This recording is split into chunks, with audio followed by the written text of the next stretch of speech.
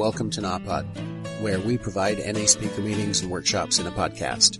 We are an ad-free podcast, and if you enjoy listening, please help us to be self-supporting by visiting napod.xyz, look for the donate link, and drop $1 or $2 in the virtual basket. If you're also in AA or have friends that are, please tell them about our other podcast, Sobercast. Sobercast features AA speakers and workshops in the same format as NAPOD. We upload a new speaker every day, and it's easy to subscribe by searching for Sobercast, that's 2 words, on any podcast player app, or go to Sobercast.com. Enjoy the podcast, and thanks for listening.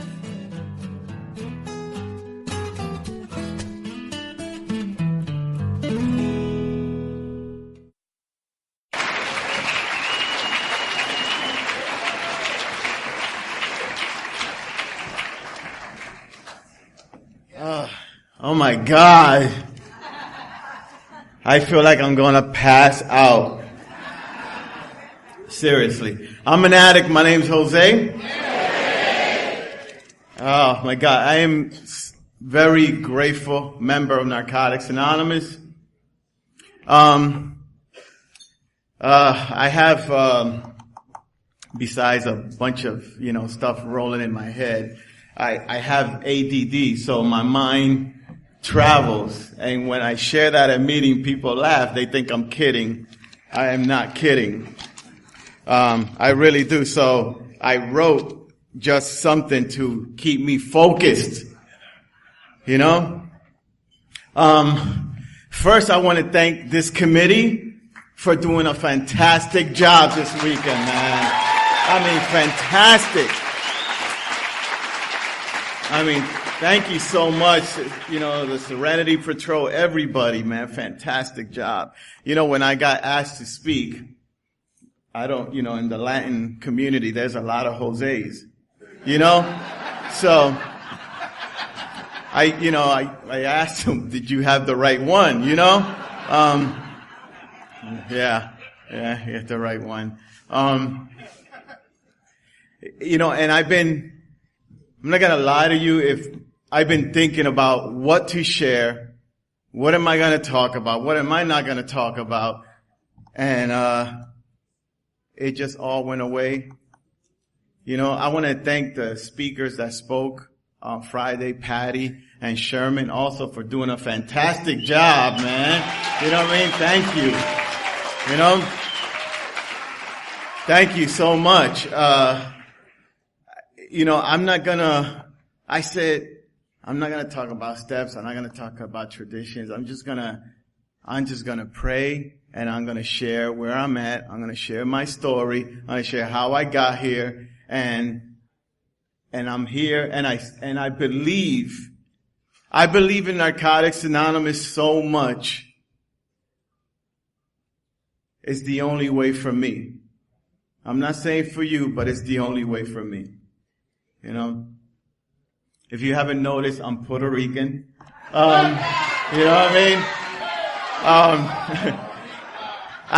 got clean in Atlantic City, New Jersey. And it's funny, all those years living in the Bronx, never got clean there, but I got clean in Atlantic City. Getting clean in Atlantic City was such an amazing, journey. And I met a bunch of great people. And, it's just been an amazing journey. But I'm going to start from the beginning. I'm not going to talk about what I use and how much I use and why I use and was I born an addict? I don't fucking know. If I was born one, I know I am one. And thank God for Narcotics Anonymous, and I really, really am gonna try not to curse. Really. I really am. Okay? I believe in, that spiritual things happen to me on the way to recovery. And I'm gonna share some stuff with you guys that I never shared it on the floor. My wife knows about it.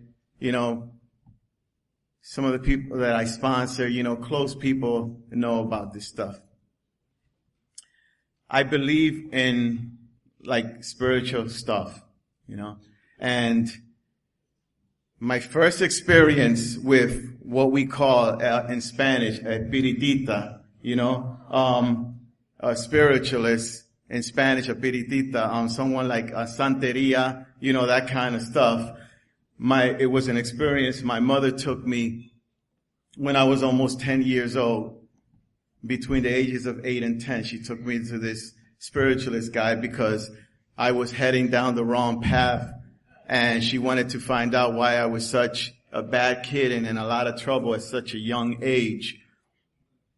And we walked into this place in Hamilton, New Jersey, and this guy was surrounded by a lot of people. There must have been like 50 people there, and we were in the back. And there was a few other people there with their kids. But the guy said, there's someone here from Atlantic City that has bought their son because she wants me to find out what's wrong with him. And everybody's looking around, and I'm like in a daze because my mother made me go to this, and I'm in a daze and I'm just listening. And he says, it's you. And he points to my mother, and he tells us to come up to the front. So he says to me, you have a dark cloud over you, and I'm like not even 10, and this guy is scaring me, saying that I have a dark cloud over me. And he says to me, and to my mother, he says to me, because his Spanish accent was kind of really strong, and my Spanish was not my first language. And he's telling my mother, your kid is going to get into drugs. He's going to get into a lot of trouble. Thank you, John. But he's going to change his life. So I'm like, whatever, So then he turns over to my mother, and this is how I know it's true, not because I started using drugs, but he says to her, you're pregnant. And my mother was pregnant and didn't want to tell nobody because she already had 8 boys and 1 girl, and she wanted another girl, So he touched her stomach, and he said, you're going to have a girl. And 7 months later, my sister Maria was born,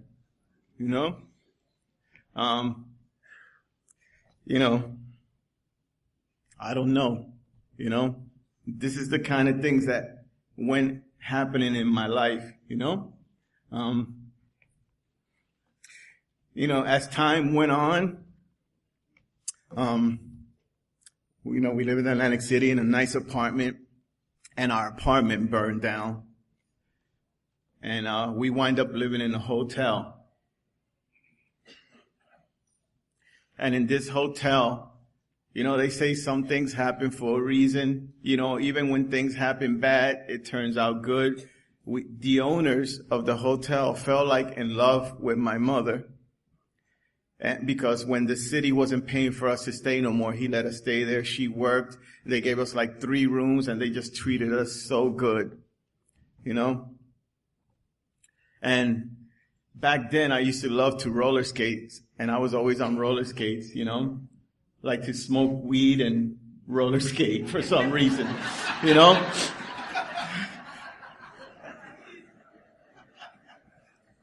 And I was wondering why I was always out of breath,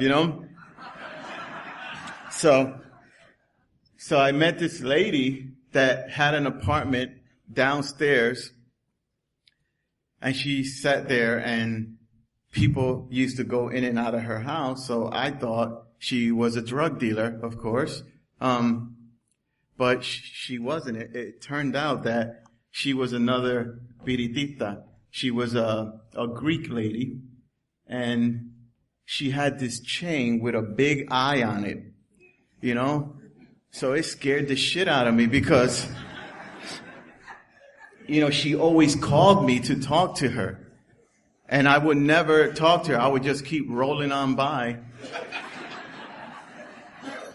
And she said to me, one day I came out and I was getting ready to roller skate. And she said, I want to talk to you. I said, I got a roller skate.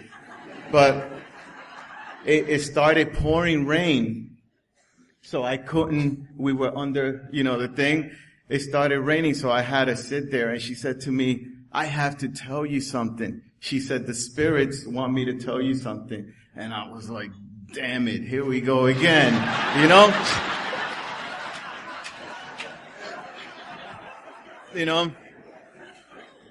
So she says to me, I need to touch your heart.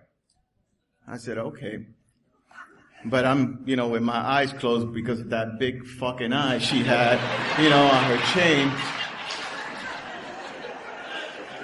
Was scaring me, man. I mean, are there any Greeks in the house? Seriously, it's a Greek thing. I'm not lying with the big eye. I don't know what it means, but she had a strong accent and she was trying to tell me her name, Tuka. I kept calling her Tuka, but her name wasn't that. So for weeks after she told me what she needed to tell me, I kept calling her Tuka. So she told me, she put her hand over my heart and she says, oh my God, she says, you're going to live a long life. She says, you're going to live until you're 81 years old. This is what she tells me, that I'm going to live until I'm 81 years old. And I'm like, okay, what else? And she said, and you're going to have 3 children. She said, you're going to have a boy and 2 girls. And I said, okay. Tuka, thanks. Can I go now? Cause I'm like 15 years old, and I went about my way. I wind up reuniting back with my dad and moved to the Bronx. And that's where I met Janet. Got pregnant, 1982. My daughter Belinda was born in the Lincoln Hospital.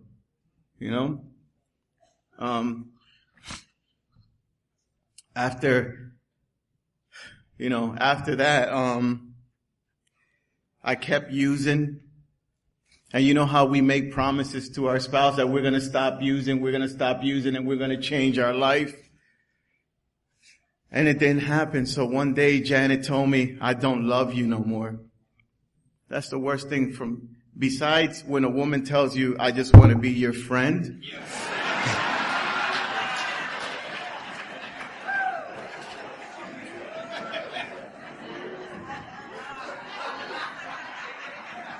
Yeah.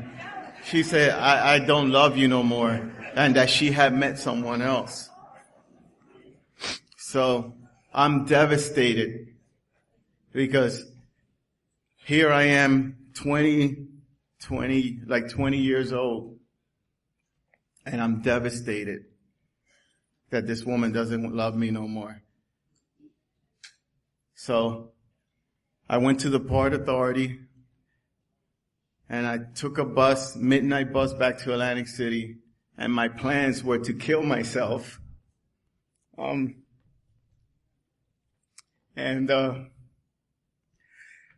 met a guy. You ever meet someone, a stranger, and tell them everything about you?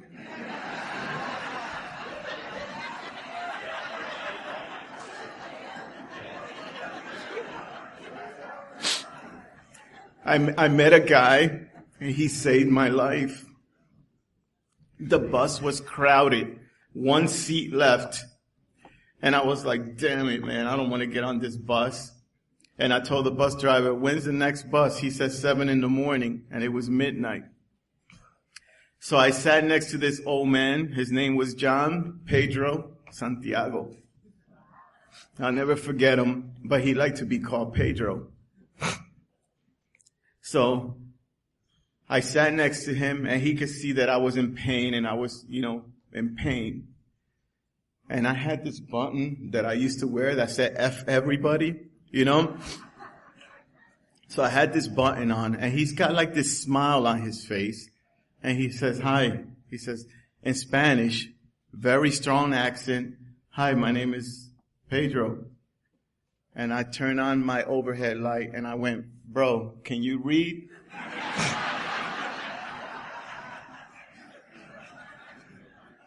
And he said to me, I can't read English.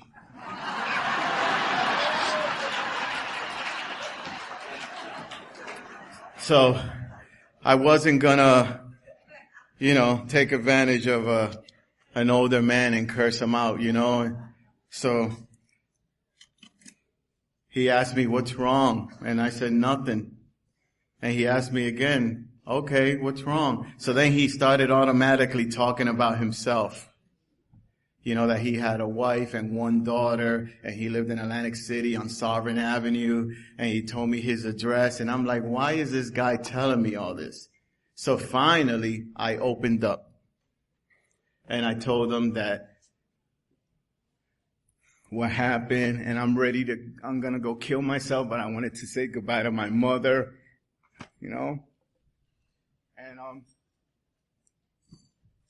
how I was going to kill myself, I was going to jump in the ocean so they won't even find me. We talked all the way to Atlantic City. When we got to Atlantic City, he says to me, hang in there, Jose. All in Spanish. I can't say it the way he said it in Spanish. He said a few things, but he said, before I got off the bus, he said, your life is going to change by the time you turn 25 years old. So I said, okay.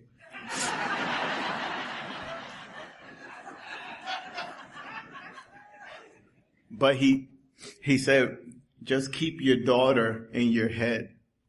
Don't kill yourself. You have a daughter. You don't want her to grow up knowing that her father gave up. So, didn't kill myself, of course. And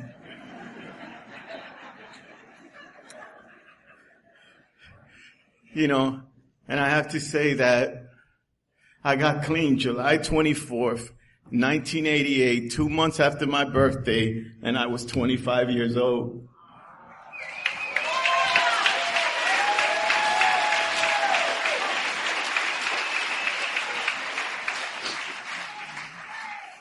And it's funny, like before we get clean, we always want to do that last one. I was waiting for this guy to take me to detox, and I had $20, so I went to cop, and I wound up getting beat. And I walked all the way back home, and I cried to my mother, and I said, I can't wait until 2:00. I said, I gotta do something to just, compose myself. She gave me $20, of course. I went and copped. I went and bought one bag. And I swear to God, if I'm lying on dying on my children, the name of the bag was This Is It.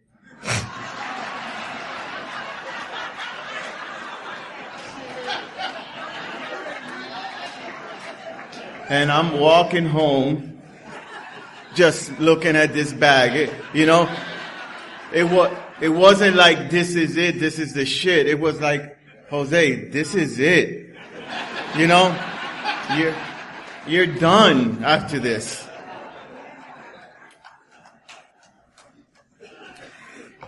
So I got clean. I went into the detox, and then I went to a rehab, and I'm still clean. I came into Narcotics Anonymous, I tell you, Narcotics Anonymous has changed my life. The steps has changed my life. So I got clean in Atlantic City, New Jersey. Like I said, met some great people. 6 months, I got a sponsor, And when I celebrated my first year clean, I was so excited to have a year, and I was walking to the meeting because I didn't have a car. I used to walk to the meeting,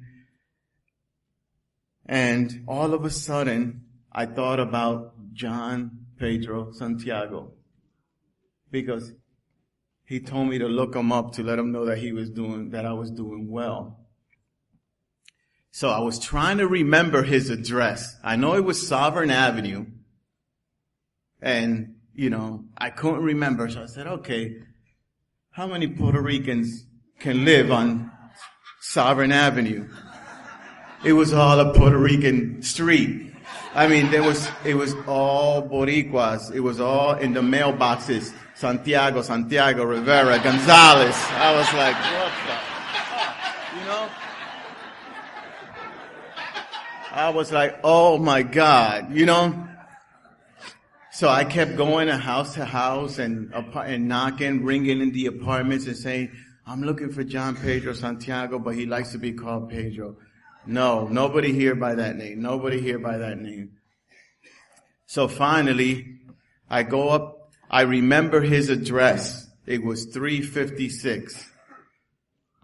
I remember his address. I look across the street. I go, wow, that's it right there. I run over there because I'm so excited. A year clean, and I want to let him know that he was a big part of it. So I knock on the door. This girl comes out and say, hey, I say, hi. I mean, this might sound crazy, but I'm looking for this guy named John Pedro Santiago. He's about 5'5", mustache, salt and pepper hair, blah, blah, blah. And it was the wrong house, So I was ready to give up, and I walked some more. And then I just went to another house, and that was the house. So another girl came up, and I said, hi, I'm looking for this guy named John Pedro Santiago. And she said to me, oh, he died. And I said, I probably have the wrong house. He likes to be called Pedro. And she said, yeah, that's him. She said, that's my father. I said, well, I just wanted to come and thank him because, about 5 or 6 years ago, whatever it was, he saved my life, And she looked at me and said, what the fuck are you talking about? Just like that. So I had to say it like that.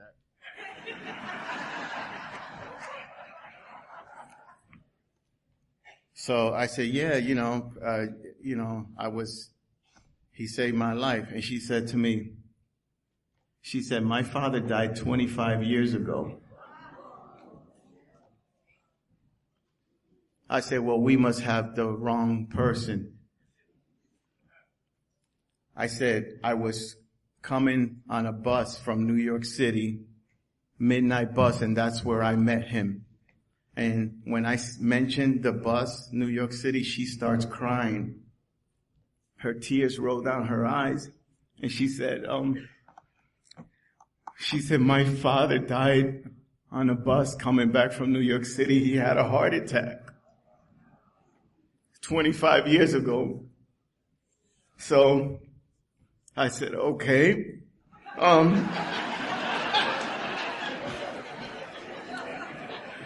So I'm starting to feel like I'm in the Twilight Zone. And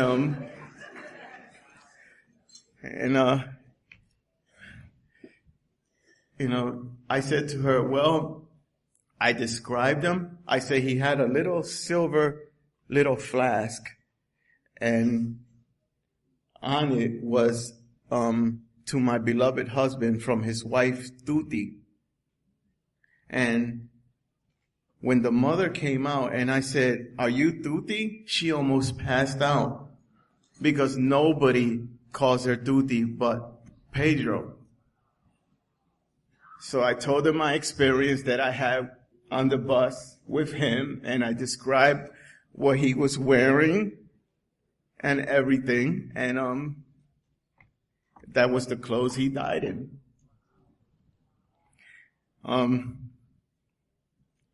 And they were getting ready to, at the end of the month, they were getting ready to move back to Puerto Rico because the mother wasn't well. She wanted to die in her hometown.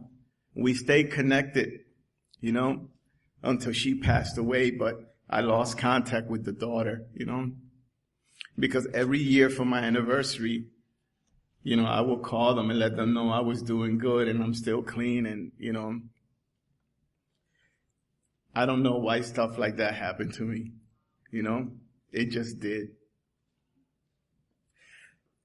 I went to the meeting that night to celebrate my first year. And I was speechless. I didn't know what to say. I was like frozen. I didn't know what to say. It was weird. The sponsor I had at the time was in California at that time. And,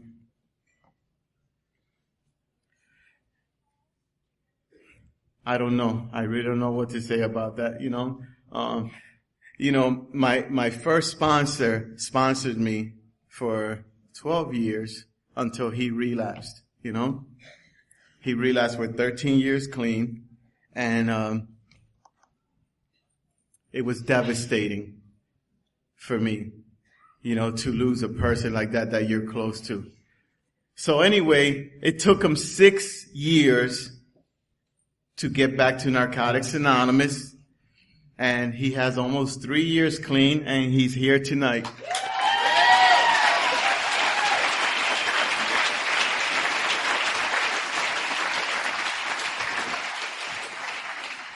And that is such a blessing for me, As my life kept moving on, I met the love of my life, the woman that became my wife, my best friend, Michelle. I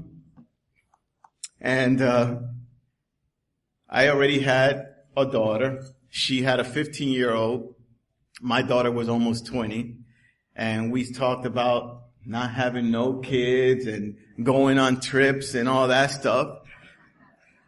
And it was great, and we wind up having sex, and she was on birth control, so I was like, yes, this is gonna work. And she wind up pregnant on birth control. So we're in Atlantic City in our condo, and she comes out of the bathroom with her pants to her knees. So I'm thinking she wants to have sex. I'm like, oh shit, I'm ready,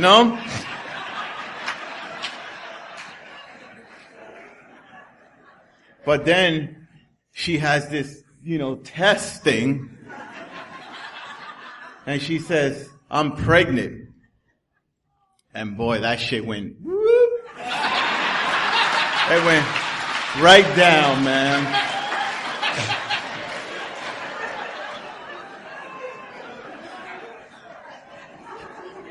So she said, well, what do you want to do?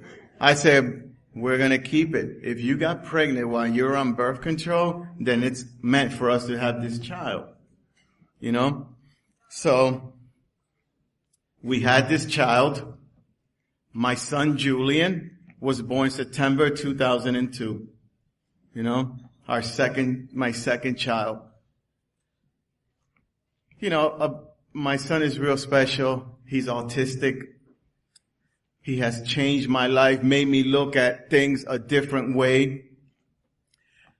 When we found out he was autistic, man, my wife fought for all these services and, it's, oh my God, an amazing woman.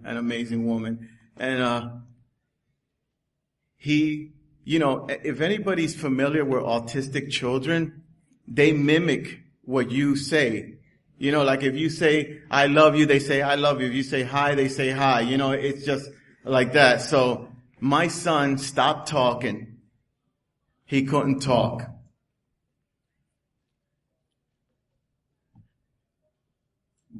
Today he's going to third grade.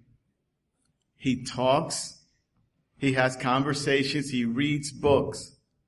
And I don't have to prompt him to talk no more. To say, the first time my son hugged me, and said, Daddy, I love you. You're my best friend.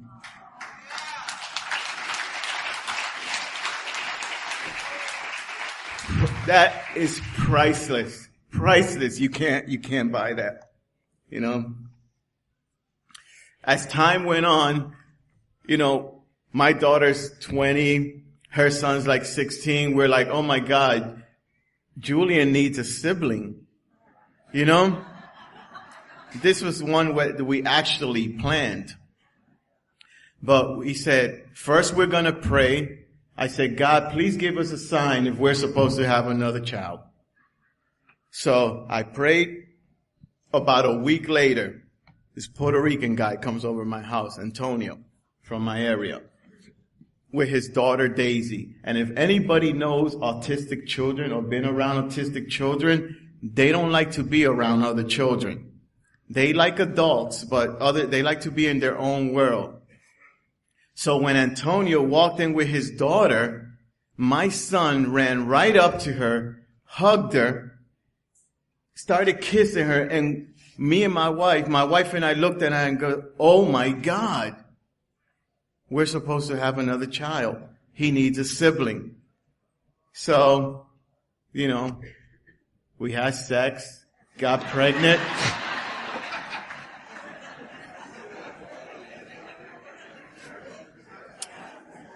And she was 8 weeks pregnant, and we went to Florida, and we were going to get married in Florida, Orlando.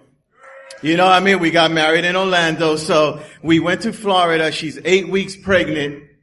We're supposed to get married that Monday, and that Friday she starts bleeding. We go to the hospital, Celebration Hospital, and you know, they take a picture of the woman and the blood and all that, and said to us, there's no heartbeat. So, two things you can do. We can give you a pill and you can leave, or you can get a DNC. I told my wife, take the pill. My wife never listens to me. So she said, I want the DNC. So we were there 10 hours. She finally got the DNC, man. We were freaking devastated. And we still went with our vacation. And I said, we're going to try again. So when we got back home, we tried again. And about 8 weeks later, she was pregnant again. And I'm like, damn, I'm fucking good, man.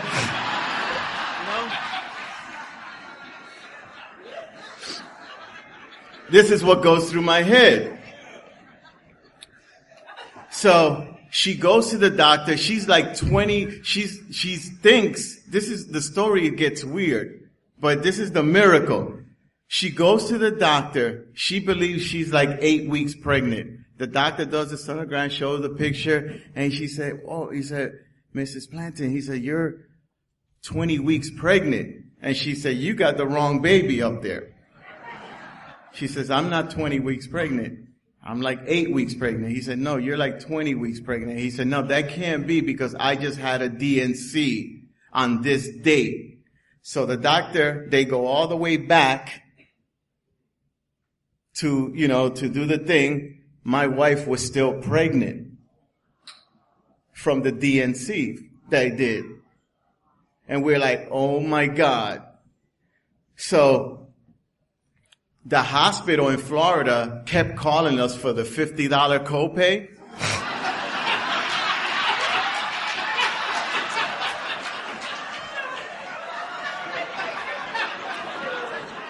And I said to them, dude, listen, you don't want to be messing with my wife. You guys just gave my wife a DNC. She is still pregnant. She's ready to sue you. But I said, we're not going to sue because this is a miracle. You know? So we kept going. About a month or so later, she started bleeding again. We run to the hospital. The doctor said the baby's okay. We had to go every 3-4 days to the hospital and check and everything. It was the toughest pregnancy ever. So finally, she's born 6 weeks early. See, and this ain't nothing against men, but women are the strongest people on this planet.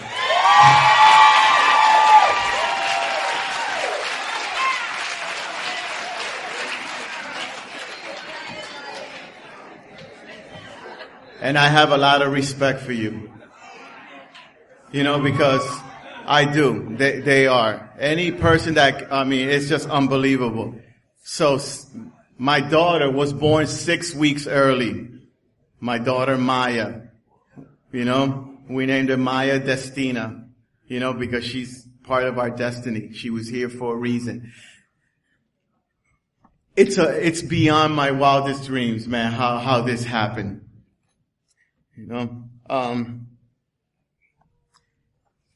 Moving along, started a business,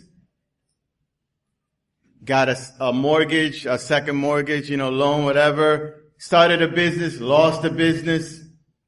With this economy, I'm still paying on loans. But see, this is where I believe where some things happen for a reason. Okay?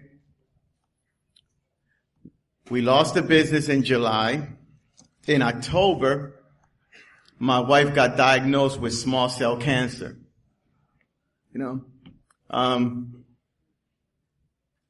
It totally turned our life upside down. In and out of hospitals, sick like a dog. We thought it was over.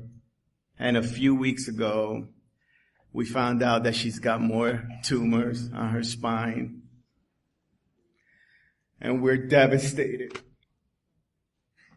But in all this time, I still practice the program. I still go to work. I take care of my kids. I feed them. I bathe them. And I take care of my wife. She's my best friend.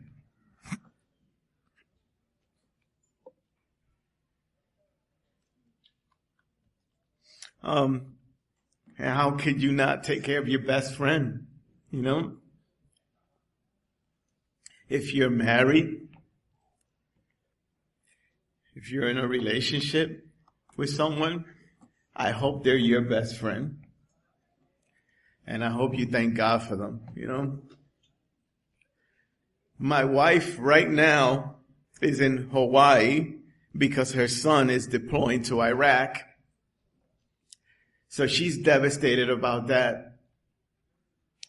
She just started her chemo again. And we're going to just take it a day at a time and continue to move forward. And what happens? I can't afford. What's sad is when I get in my head and I'm thinking, oh my God, I'm going to have to bury my wife. I'm going to have to tell my children.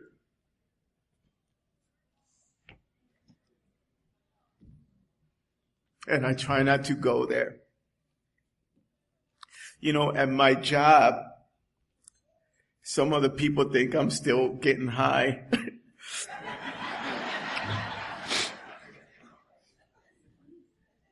Because I'm always smiling and joking. And I keep telling them that I'm just having flashbacks and they don't get it. And some of them think I'm into some religious thing and they ask me, where do I go? Because they want to come there too. And I say to them, you can come. I know they won't, but you can come. I said, there's a bunch of people just like me, that are high on life, that are high on life. You guys are awesome,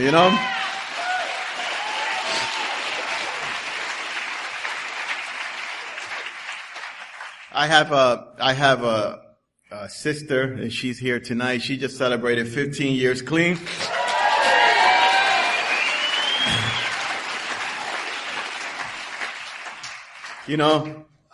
I have a great sponsor, Jack. Love him. I have a great sponsor. I have great friends. I still try to get to a lot of meetings. I love to serve. I love to help people, but I love to help people that want to help themselves. You know, I'm not going to waste my time if you don't want to help yourself. You know, I'm not doing it. So, this is what the steps mean to me. And I'm so glad that this is a we fellowship and everybody comes up with their own everything. You know, the steps for me are about meaning. They give you meaning. You know, they teach you about trust. They teach you about self-forgiveness. You know, in the fourth step, you find out who you really are. You know, and the traditions, they teach you about purpose. And what I mean by purpose is feeling that you belong somewhere, that you're a part of service. You know, that we learn how to serve in NA, and in turn, we learn how to serve others. One of the reasons why I don't wear NA shirts no more, and I'm not knocking anybody that wears them. This is my own experience on why I don't. I had a white shirt that said, "My gratitude speaks when I care and share with others the NA way." And one day in Ventnor, I'm at a Wawa, you know, and I park in the handicap spot. Because I'm lazy. So I come out and this old man says to me, "You know, you're not supposed to park there." And I said to him, "Why don't you mind your effing business?" So he came up to the car and I thought he was going to hit me. And he said to me, "You know the difference between you and I?" He said, "I would never curse at you." So as I'm driving away, slithering in my seat, I stop at the next store, CVS, and I'm still thinking about this old man. I get to my girlfriend's house. I walk in, and this old man is sitting in my living room. And I said, "Oh, shit." I said, "How did he find my house?" You know? And it turned out that it was my girlfriend at the time's father, visiting from Philadelphia. And he didn't say nothing. He didn't mention it to her. He didn't say nothing. He let me squirm all night. Needless to say, that relationship didn't last. But that's the reason why I don't wear NA shirts no more. Because when I act like an idiot, I want to remain anonymous. Thank you for letting me share.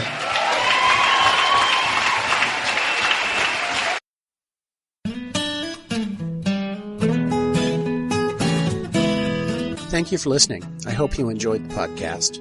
Please help us improve our ranking so others can find us by putting a review on Stitcher, iTunes, or your favorite podcast index. Nawpod is ad-free thanks to the folks supporting the show with $1 or more per month. If you enjoy listening, you can join them by going to nawpod.xyz and looking for the donate link. Thank you for listening. Have a great day.